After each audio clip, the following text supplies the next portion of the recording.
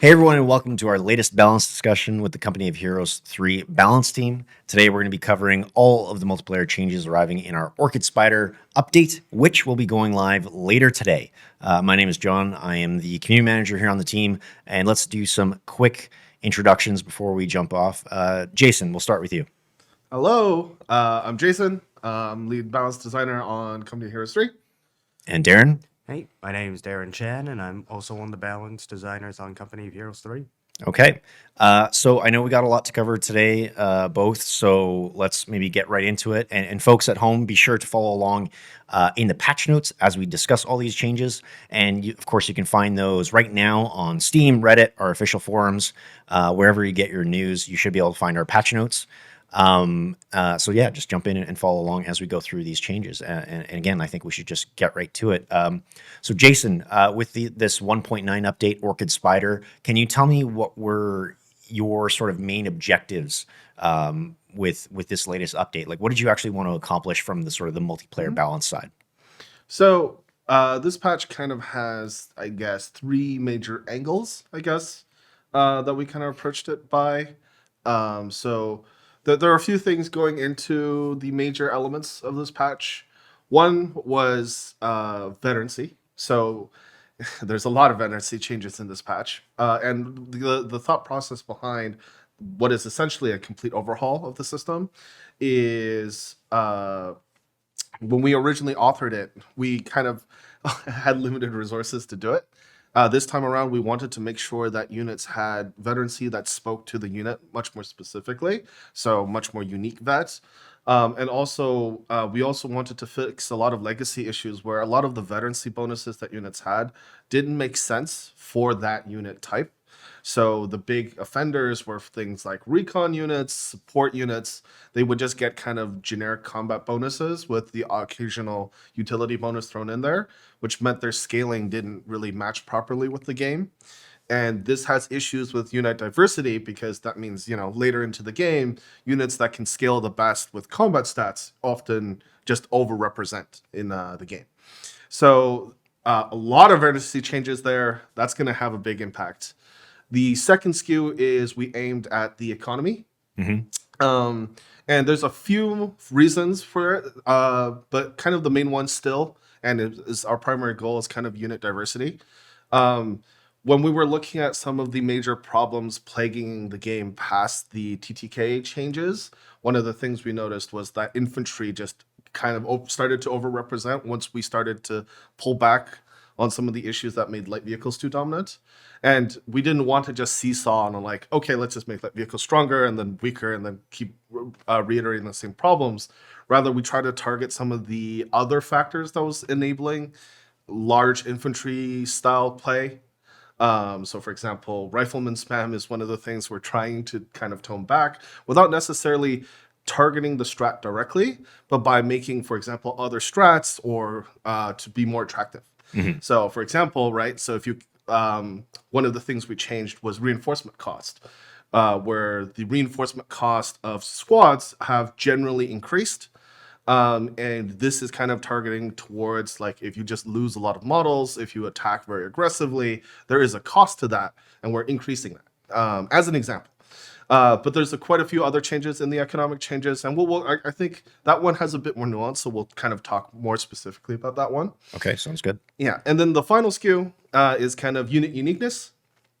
A lot of effort there, kind of like what we started a few patches ago, where we just want to go over the units that we launched with and make sure they really shine in their identity, or they have unique gameplay, or just improving the gameplay that they already have.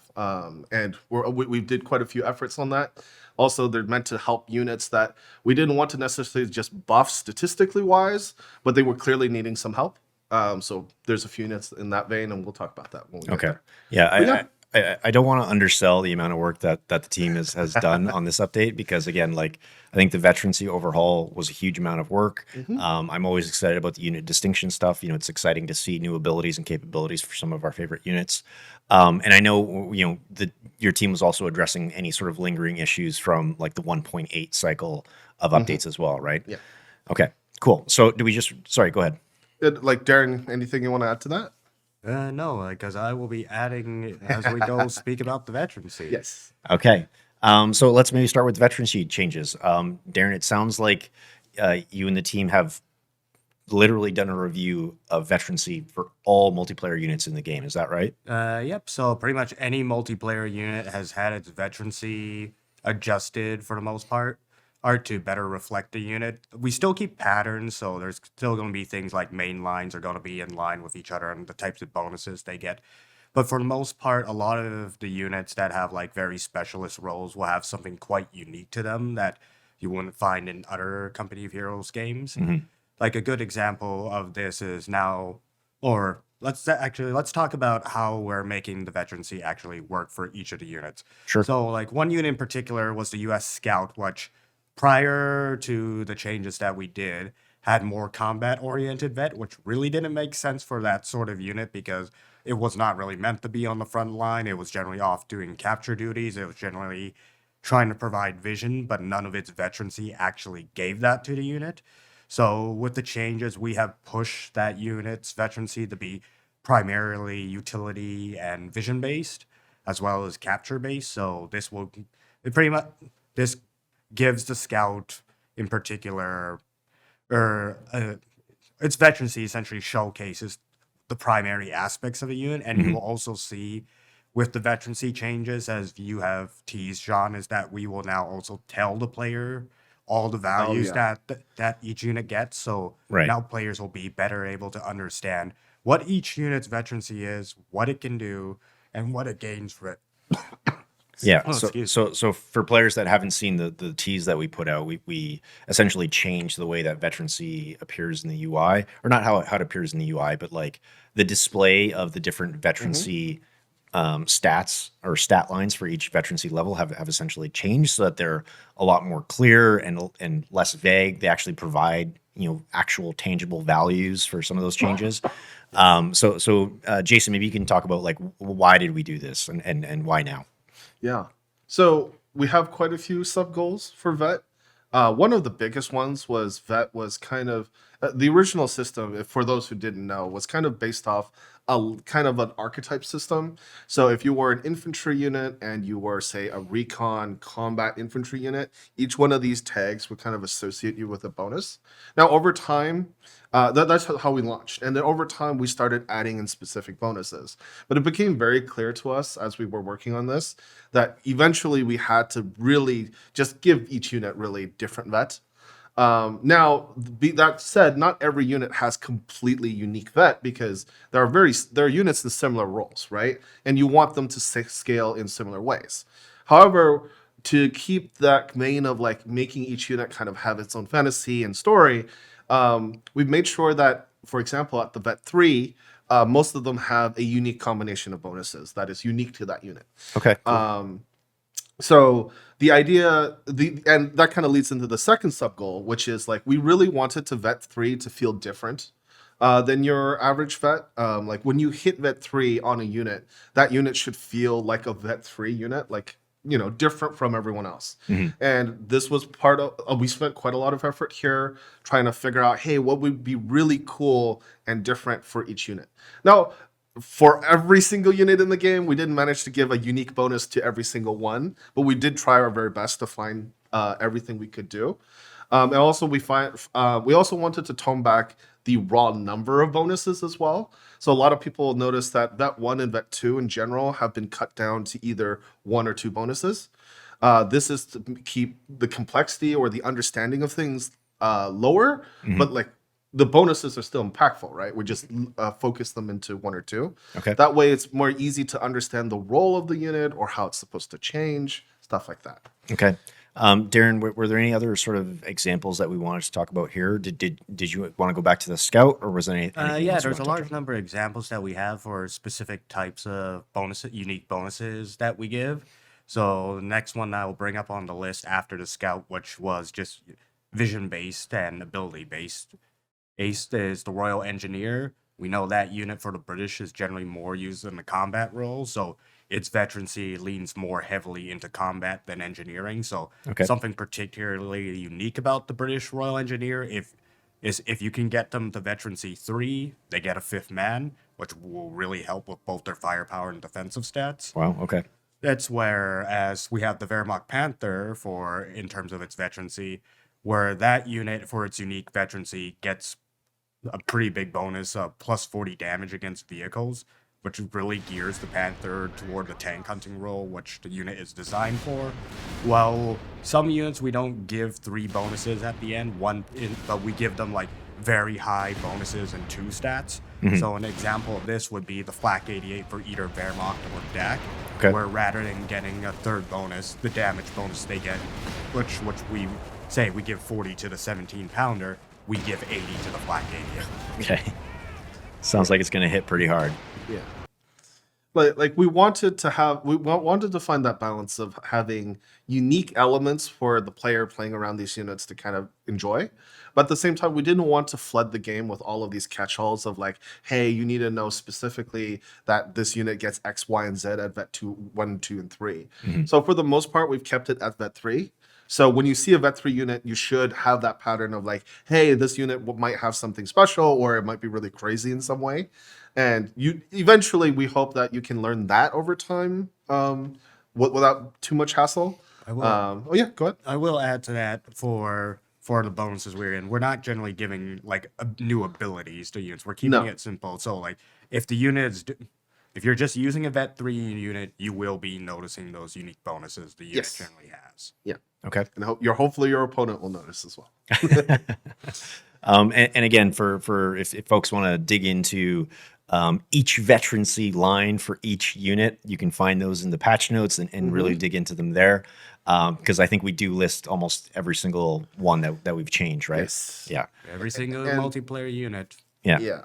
And this is something from us devs to the community. Like, this was a very big effort. And it touches a lot of units. It's quite a few line changes. So, admittedly, there might be some issues. I'm just going to say that up front, right? Hopefully, the game is significantly better for it. But there probably might be issues. And when you guys point that out to us, we'll try our best to try and fix them as fast as we can. But admittedly, there are quite a few changes. Again, we're really excited to see how people play with this because I think we've put quite a few goodies in there. So again, I hope people enjoy it. But well, yeah, we'll see. Okay. So let's maybe get into some of the nuts and bolts of the other big changes coming in Orchid Spider.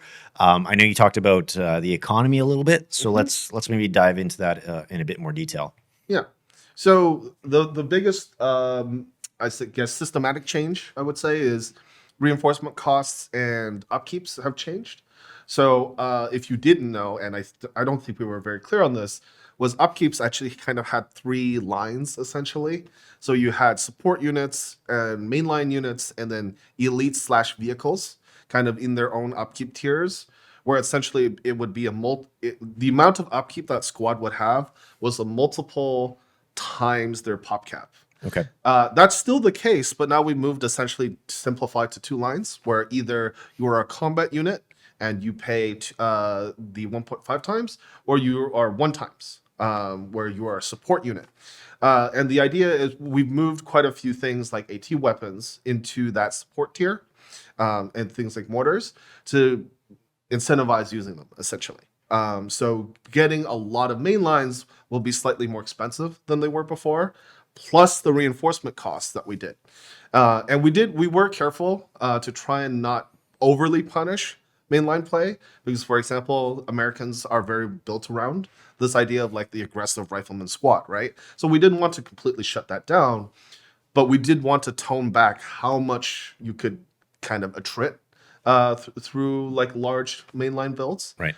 And we also wanted to target that through the other way around through some of the team weapon changes, if you want to talk about them, Darren. Okay. Before we get to that, I am kind of curious because a lot of the discussion I saw in terms of multiplayer balance stemming from the changes that we made in 1.8, a lot of comments from players are really focused on, maybe they should nerf this, maybe they should buff that, but they're specifically talking about units or unit types. So I'm curious as to why we made this decision to target the economy and upkeep and reinforcement versus specifically targeting units.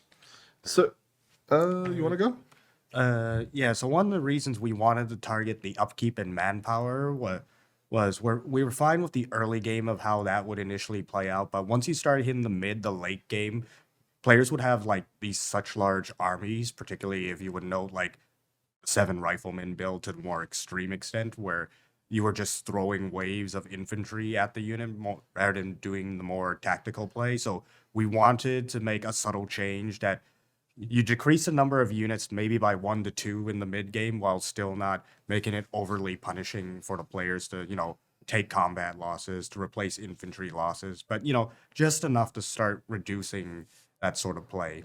You have overwhelming numbers. Yeah. And one element or one part that made this really difficult was a lot of our infantry units are very closely tied together. The balance of them is very specific, and there's like the way they play in different modes are also very different. So it's very difficult for us to make large scale changes to them. Like TTK is an example of when we did do that, but we had to do that at a systematic level, which made it somewhat easier in a sense. But like for example, like the rifleman unit for the USF, that's a good example, right? It's not easy to just be like, well, nerf it when you build 7, but not when you build 3, right? We don't want artificial systems that are like, hey, this is to punish this very specific strategy. We want people to go combined arms organically, right? We want people to be like, hey, it makes the most sense to do this, not just because like the devs added a rule where you can't get this many, or if you get this many, we give you an artificial punishment. Like we don't want to do that. Yeah.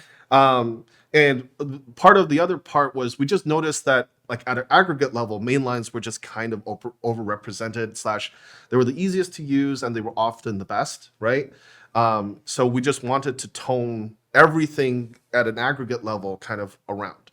With that done, there's still room for us to make specific changes, right? We're not completely off the board of like, we'll never touch these main lines. But we definitely thought like once we made these changes, we would be in a much better position because like there's other elements, right? Because now I'll start touching on the next thing where like we started touching, for example, machine guns. Which are supposed to be one of the main counters or one of the pieces in the infantry gameplay, right? If your opponent goes for large masses of infantry, one of the intuitive counters should be the machine gun. But for a lot of reasons, the machine gun quite hasn't hit that mark. And the changes on 1.9 are targeted to do that. For example, we've significantly increased their area suppression, for example. Also for the allied machine gun in particular, the USF one has seen basically changes on all fronts because it got unit uniqueness plus the global changes plus the Veterancy changes. So it's a very different unit now. So that's another example that we saw why you would lean so hard. One other actual global goal that we kind of had was to reduce the army sizes of players at around the 15+ minute mark. We're fairly happy with how people build their armies for the first 10 or so minutes. But we've noticed in the 10 to 15 minutes, especially if you were winning, you could kind of flood out on manpower and not have meaningful choices. And often the best choice was just like, well, I'll just get more power, which is another mainline, for example, right? And that's not even a matter of like what's competitive. That's just like you just have too much resources to use, right? So we wanted to tone that back slightly. Okay. Darren, do you want to cover some of the other team weapon changes that we're making here? Yeah, Jason alluded to it. So, like, our machine guns, particularly for the allied machine guns, were not doing their role at stop and massed infantry, and we're fine if machine guns, if they target one unit and you set a blob of infantry, the entire blob gets suppressed.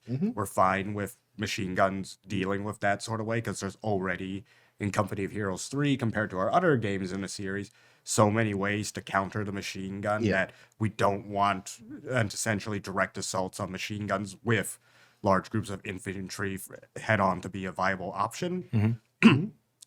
But on top of that, for the machine guns, we're also increasing their damage a bit. So infantry, like whereas before, like pinning was a bit too powerful at one point, but we still but we wanted to give back some power to the machine guns after TTK and Hmm. to make machine guns better able to drive off infantry units that do enter their arc.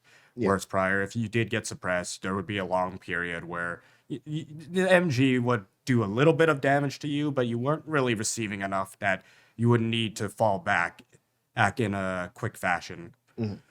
On top of the team weapons, and you alluded to the 30 cal changes, the American machine gun in particular, that unit has gone through a major unit distinction pass. That unit itself will now be the toughest machine gun in the game to compensate for the fact our 30 cal has always been on the weaker side on both weapon arc and firepower and suppression. So we thought we could at least give the Americans the most durable machine gun to counteract for the fact it is weaker in other aspects.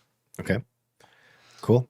Any other team weapon stuff, or do we want to talk about capture points and victory points and that sort of stuff? You want to talk about the AT or? I can talk a little bit more about the team weapon. So there is, we did also increase the setup time and slightly increase the manpower of anti-tank guns. We found it was a little bit too easy to just get 2 to 3 anti-tank guns and then you would just attack move them around the map. And we really didn't want that play. We wanted anti-tank gun positioning to be, you actually set them up in advance for the enemy rather than waiting for the enemy to arrive. You move them to the target point and they will immediately set up and engage the vehicle. So they will take a little bit more time, not by a lot, like 0.5 of a second, but it should be enough to at least, either push into the anti-tank gun while it's setting up or avoid that arc while it's trying to set up. And they're also going to be a little bit more expensive, so that should also help reduce the number of anti-tank guns you can field on top of the reinforcement changes we have made to both manpower and upkeep, so you'll be seeing fewer of these weapons massed together. Yeah. Okay. Mhm. So more economy stuff. So the next change, I mean, technically it's not. I mean, whatever. Like we've added getting capture or veterancy from capturing points. Now this is not global. This is specific to a class of units that we're kind of dubbing recon units. Okay. So think your scout, your weasel, for example. These units, like we wanted to support the idea of like backcapping as a thing for 1v1 players, but also just for like even for general play, the idea of recon units really excelling in non-combat roles. And if the only way for them to vet up was to go into combat, that felt really strange, right? So we added this mechanic where we can give certain units the ability to get veterancy from points. Now this is a new change, obviously, and we're keeping a close eye on it. But right now, yeah, and maybe the size of the units might expand or contract depending. But yeah, the idea is that recon units now have their own unique vets, and also they can get vet in their specific way, so to speak. Hopefully with that, and that's another angle we're kind of attacking the unit diversity problem by making recon units a little bit more attractive. Because that way they can maybe replace the unit or so, or make it better where in the late game you might get one, even if, for example, you lost, for example. Okay. So yeah, the next one is the VP change. This one is to be very specific, this is kind of to target making snowballing on VPs a little bit harder. So essentially, to control a VP, you need much more total control over it. So it's much easier to neutralize for that reason, is so that you can't just keep VP capped even though you really only have half control. The idea is this way, we want to tone down snowballing in the cases where a team is just slightly ahead, right? But we've seen cases where they're being slightly ahead still just means you're triple capping the opponent and you grind them down very quickly without giving them enough time to react.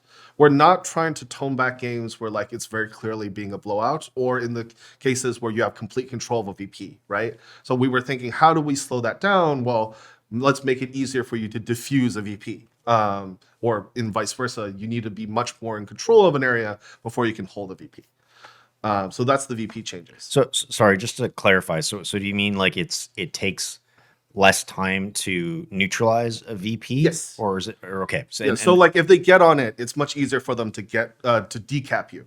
Okay. But to fully secure it is actually longer. So Oh, interesting. so VPs will stay neutral more often in the contested spaces. I see. That way, that'll slow down games where it's much closer. Okay. But in the cases where it's like someone's nowhere close to you, right? The VPs haven't really changed. Okay. So again, this is we're targeting to slow down games ever so slightly. Again, we're aiming at the games that are close, and we want those games to get a little bit more extended. But we'll see how things kind of go. Okay. And I think the last thing under our general umbrella is the on-field reinforcements. You want to go? Sure. So we're targeting on-field reinforcement in two areas. One you can consider a nerf. One you can consider a buff.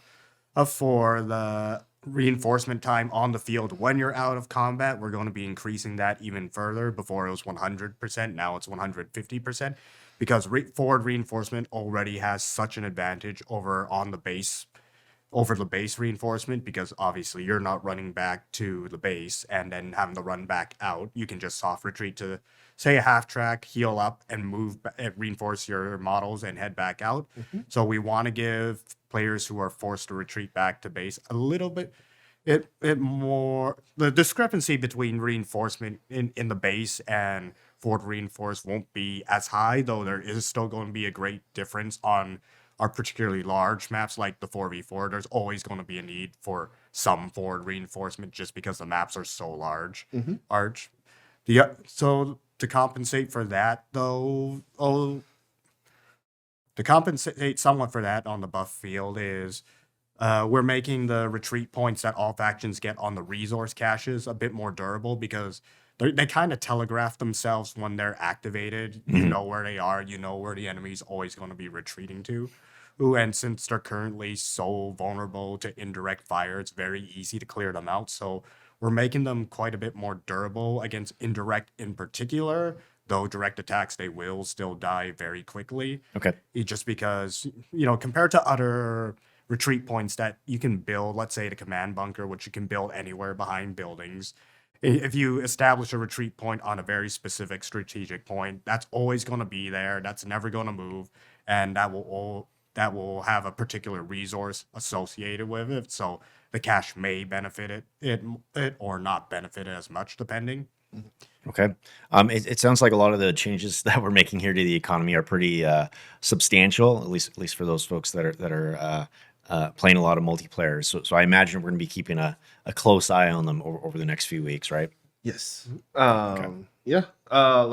There's quite a lot of aggregate changes, right?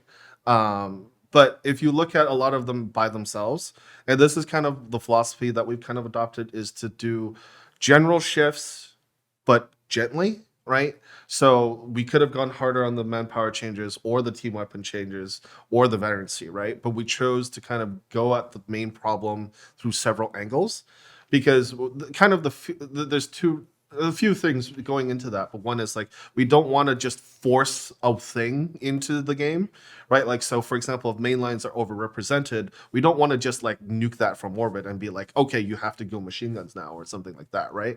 We want to keep a general balance of like, if your play styles, you just favor a lot of this, we still want you to be able to organically opt for this, right? We have a large emphasis on you being able to play the way you kind of want. So we don't want to just force like, hey, this is meta, this goes away now, or for whatever reason. However, we also want a lot of unit diversity, right? So that's why we're aiming at like recon units and team weapons and all this other stuff, is because we want players in general to be using as many different units as they can, or to have really cool rosters, right? Of like different units working together. So yeah, that's why we're kind of doing these general changes. But we're hoping that they're gentle enough where they don't seismically like destroy something, for example. But obviously we can make mistakes, so we'll see. We'll be keeping a close eye. I'll be the first one to admit we've made mistakes in the past as well. No, of course not, Jason. Your judgment is flawless. It is a large system change in the end, so there's always things that obviously our playtesting is never going to catch everything that, say, like 1,000 players could do within like the hour. Yeah, Yeah, of course. we play test for a week. You guys play for literally the first hour of the patch is out, and you guys outnumbered our testing hours by several magnitudes, right? So So I know we've hinted at some of the unit distinction work that we've continued in Orchid Spider. I think we started this back in maybe Onyx Shark. I think it was 1.7. yeah, believe so. So I'm always excited about this stuff. So let's get into it. What have we done this time around? So we've given a few more units unique aspects, particularly on veterancy. Like Vet 1s often are our main target because before some of them didn't really speak to what the unit did or could do. So we have made a bit of changes there to a number of units, but we've also made some base changes, particularly for, I'll bring this up now, for the American Paratrooper. If anyone remembers from Co 1, that unit could airborne reinforce itself on the field, and that's something we're giving the American Paratrooper now. They'll be able to reinforce on the field, though they won't be able to will not be able to do it in combat. So it gives the American Paratrooper this interesting aspect. If they're able to win fights, they're able to then push into the next sector by being into full man squads and carrying on with like the paradrop mechanic. We're also giving what was once the British Commando LMG squad, we're now calling it the Commando Support Section.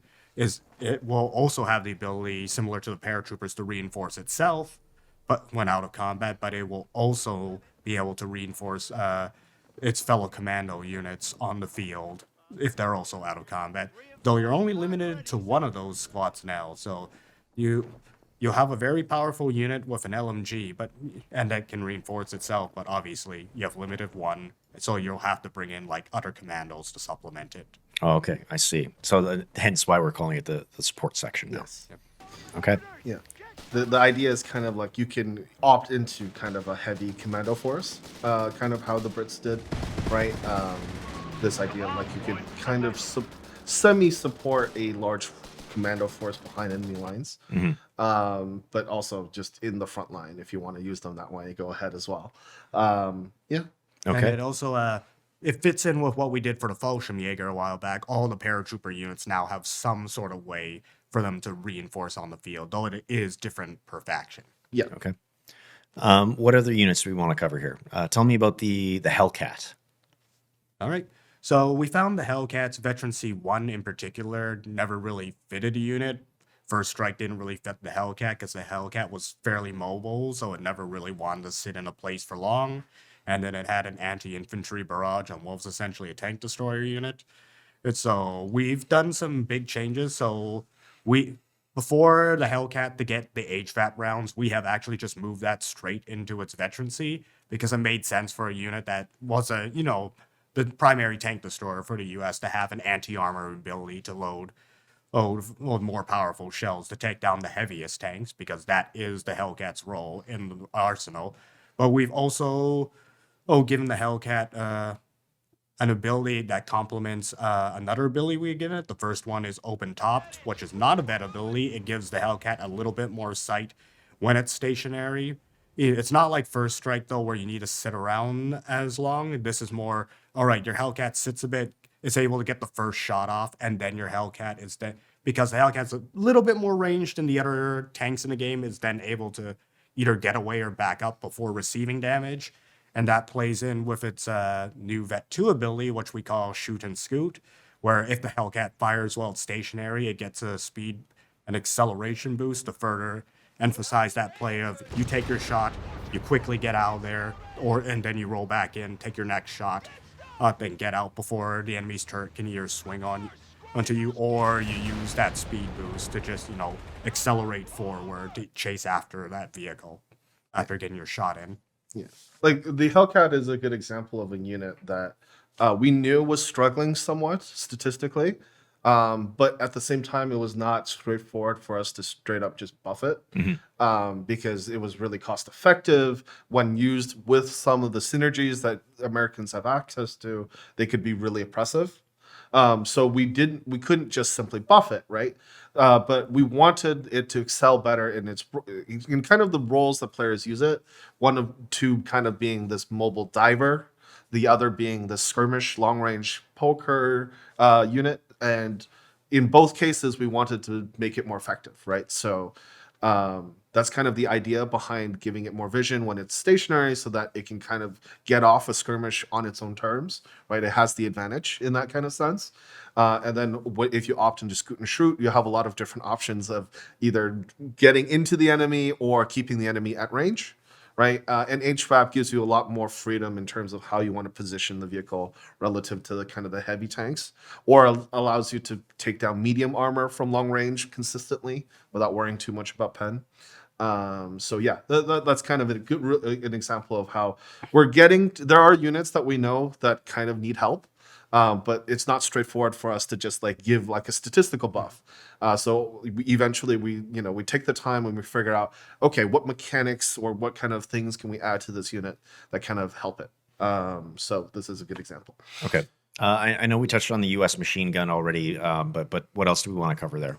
For the U.S. machine gun, so we didn't really go over its mechanic. We just said it was a bit more or durable. So the main mechanic of the U.S. machine gun now is, you might remember its old ability, cover combat, where it got additional bonuses for being in the open and light cover.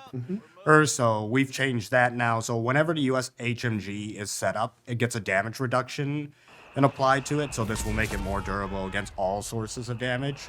It's to make up for the fact the US MG just isn't as powerful as the other machine guns. And so the US MG is able to hold on the longest of all the HMGs when it's set up and facing. But if you do catch the US HMG out of position and it's forced to either pack up and move, it no longer gets that damage reduction. So you still have that play against the American machine gun, where if you're flanking it, you're forcing it to move, it's still quite vulnerable to incoming fire. Yeah. And there's also the DR is meant to help it survive against the rather strong long range DPS that Axis infantry can kind of bring. We've noticed in the past you couldn't really use the American machine gun too much because you can kind of just frontally bash it in. And we didn't want to just make it another MG42, for example. So we wanted another way of doing it. So this is kind of like, okay, the American machine gun is no longer just bad. It has its proper role of being the more durable one. So yeah. Okay. Let's talk a little bit about the Africa Corps. Tell me about the Panzer Grenadier, or colloquially the Palm Grenadier. What are we doing with them? You want to go? Sure. I mean, I could go. The Palm Grenadier is getting a vet ability that is very similar to how we did the Assault Grenadiers. However, rather than being the focus on this kind of assault, speed, and grenades kind of combination, they're focused more on the regular jobs, so to speak, which is capturing points and dealing damage to the enemy.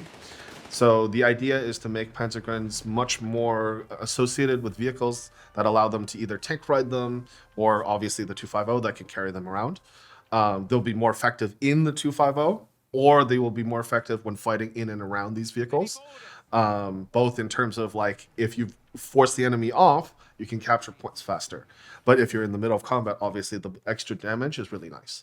And again, this is kind of us trying to move towards unique unit identities, right? We really want the DAC to play around their vehicles much more. And so this is one of the main efforts.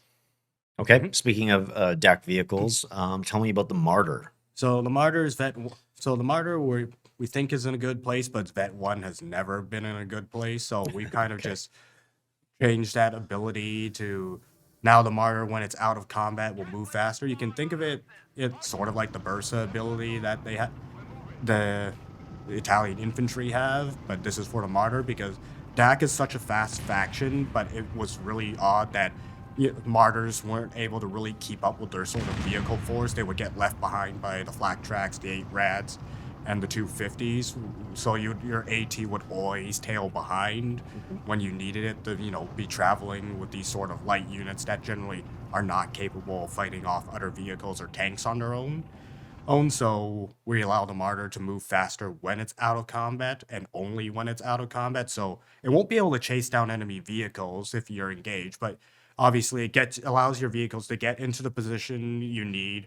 Then you can start the engagement from there and work your way from there, rather than, your Martyr has to trail behind and often leave itself vulnerable while trying to catch up with the rest of the DAC army. Yeah. Okay. And what about the Wehrmacht? Are we doing anything for them? The Wehrmacht are also getting some changes. So the Vespy's tracking barrage is a new ability. So we wanted some of the artillery units in general to be a little bit more effective against infantry, particularly either against massed infantry or specific targets. The Vespy's tracking barrage sort of fulfills both roles, where the Vespy, so as long as it has you're providing vision to the Vespy, the enemy doesn't break line of sight with the player, or it's able to fire an artillery barrage that will actually track moving units, which we haven't done before. Okay. So generally, our artillery, the first shell will land, and then you can generally avoid the rest of the barrage from shell-based artillery due to their low rates of fire. But this makes it so that the Wespy is actually able to keep up with mobile units, and this will be either particularly effective against large groups of infantry, because your shells will scatter into that concentration, or trying to go after particular targets, but you will require sight, where the regular barrage you can just fire into the fog of war and be done with it. Okay. Yeah, and to be clear, it's not a homing barrage, so it's not gonna laser down on you if you're moving around. But kind of the idea is like, for example, A, you do need to keep sight, but B, if for example you have a blob and you get suppressed, and this ability is targeting one of your squads, that barrage is gonna zero in on you very quickly, even if they issued it before you necessarily engaged, for example. So this is kind of the idea behind it. It shouldn't target you from a mile away and be able to snipe you if you're moving. But Okay. yeah, All right. we'll see, because it does. There is some RNG. It will scatter, and every now and then it will scatter exactly where your squad wants to go, and that's part of the game. But yeah, that's kind of the goal with the ability. Okay, so hopefully not too broken, but if you're not quick on your feet, it could punish you pretty quickly. Yeah, you just need to be much more careful of the Wehrmacht with that unit has vision of your units, because they do need that, right? And vision isn't free for them. So you need, but if they have teammates, or if they have some kind of recon unit like a sneaky little kitten crowd somewhere, you do need to beware. Okay, cool. Well, I'm very glad that we were able to cover some of these examples. Was there anything else that we want to talk about in terms of the unit distinction work that we've done for Orchid Spider? I think we covered most of the units that got, and you'll see a lot more once you see the full list of veterancy changes as well, because there's a lot of uniqueness that's just in the veterancy itself now for units. Yeah. And we're very curious to see feedback. I know some of these changed the units quite more dramatically than others. But and for example, there are some that are mechanically much more simple. So an example is the USF, the SSF now have invisibility, which is it is a meaningful difference for them, right? But it's it's not a new mechanic, so to speak, but it should change the role of the unit quite significantly. So we're hoping to see that a lot of these units kind of get a facelift in terms of how they get used, or get used at all. In the example of the LMG Commando, for example. But yeah, we're very much looking at feedback, seeing how people kind of react to this stuff. If you love it, let us know. If you hate particular parts of it, also let us know. So we'll see. Yeah, no, I'm very much looking forward to some of these changes, especially stuff like the commando support section. I always love when you have you can only have one. It does something really cool and special, and I think players will have a lot of fun with some of this new stuff. Okay, so I think we're kind of getting close to the end of things. Is there anything else, maybe big picture, that we want to wrap up with? Darren, any sort of final thoughts on the veterancy or the unit distinction or any of the economy changes that are coming in this update? I think veterancy will change a lot of how units play, not only because the veterancy is a bit more visible, and the unique passes we done on Vet 3, but there's also just veterancy per level is going to be more impactful overall, because we've had to consolidate a bunch of those bonuses, rather than, let's say, Vet 2, you got 4 bonuses. We've had to consolidate a bunch of the bonuses into Vet 1, Vet 2, Vet 3, so each time you get that next level, you should really be noticing those changes on a unit, where prior you might not have felt really any difference between in a Vet 1, Vet 2. It might have changed it for certain units, but now for the majority of the units in the game, you will be feeling that difference between those different levels of veterancy. Right. Okay. What about you, Jason? Yeah. Big picture, final thoughts on everything we're doing here. So like yeah, so really big picture again, going back to fundamentals. Our main goal with all of these balance patches is unit diversity, right? We want players to be able to opt into the units they want to play with and build strategies of their own style. So again, we're not trying to shoehorn everyone to build like 1-1-1, for example, but we do want you to generally want to opt into as many different units as you can. We have all kinds of different upgrades or whatnot to support different playstyles, and that's our goal, right? In terms of finding that gentle balance of like, where people want and where we want and all that stuff, that's going to be a continuing thing as we work on these things. But hopefully, for most of our players, people will feel like, hey, there's a lot more options. There's new units that I can use, and that's our own. That's our aim. That's all we want. Okay. Well, there's Yeah. a lot to dig in here, or dig into here, and I know players are gonna have fun sort of reviewing through the patch notes and debating all of the changes. I can't wait to see everyone's sort of experimentation with Orchid Spider and this latest update. So thank you again, Jason and Darren, for all your work and for talking us through everything today.